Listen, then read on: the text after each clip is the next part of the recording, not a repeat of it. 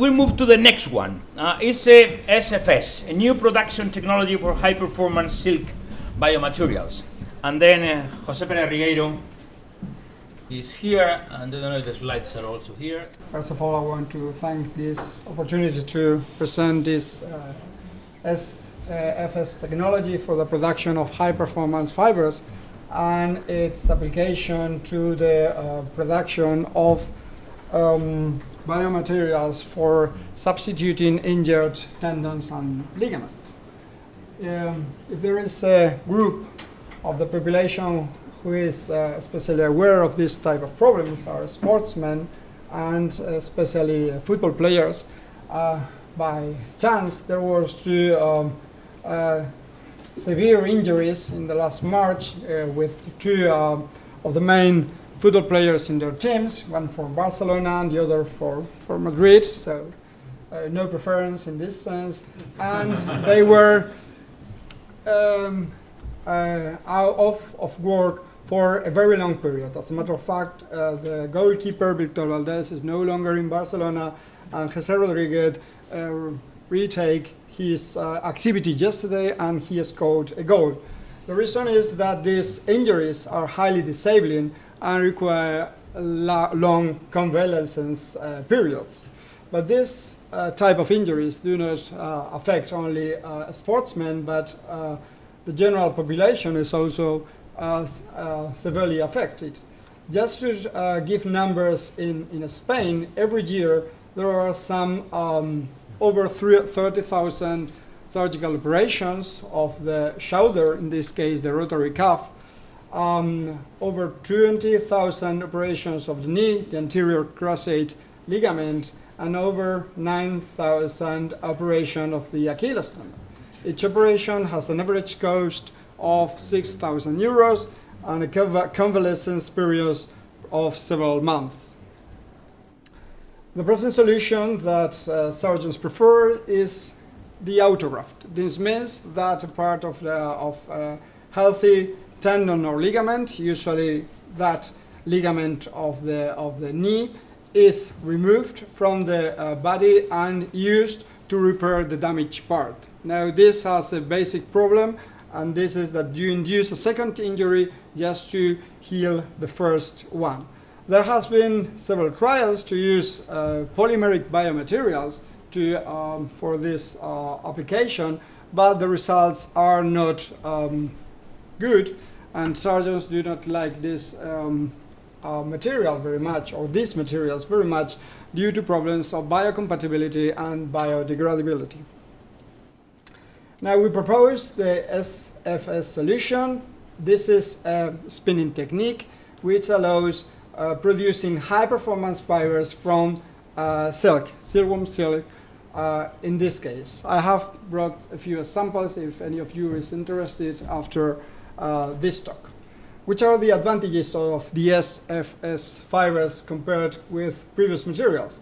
Well, first, it's biocompatible for some reason that we do not understand completely now. Silkworm silk is one of the most biocompatible materials that are known at present, probably related with a peculiar sequence of amino acids. Second,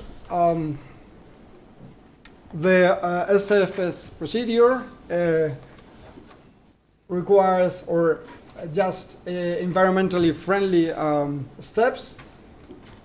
SFS fibers have a novel property which we call self-stressing.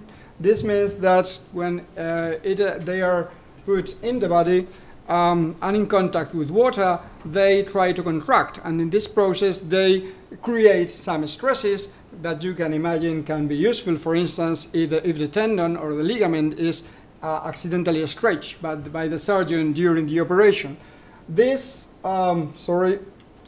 three characteristics are in bold because these are properties that we have just proven, and there are two additional characteristics that we feel pretty sure that will be proven in the short time. One is controlled by the degradability, just depending on the processing parameters of the technique, and active regeneration. This means that these materials won't be just passive threads or cords just to keep the different parts of the body in position, but they will help in the active process of regenerating the injured parts in what is now called tissue engineering.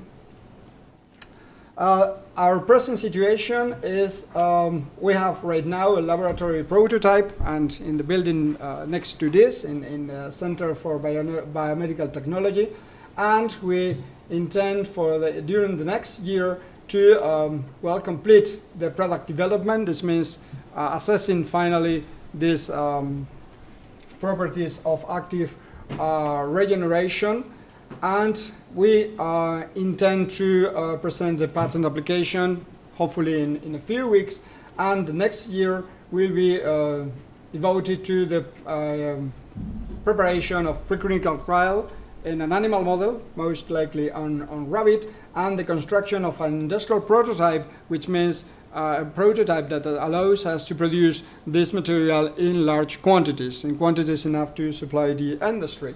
And we have another important step in this point, and is we need a pharmaceutical or a company in the field of biomaterials, because since this is a biomaterial that should be put in the body through a surgical operation, there will be some clinical trials that will be required.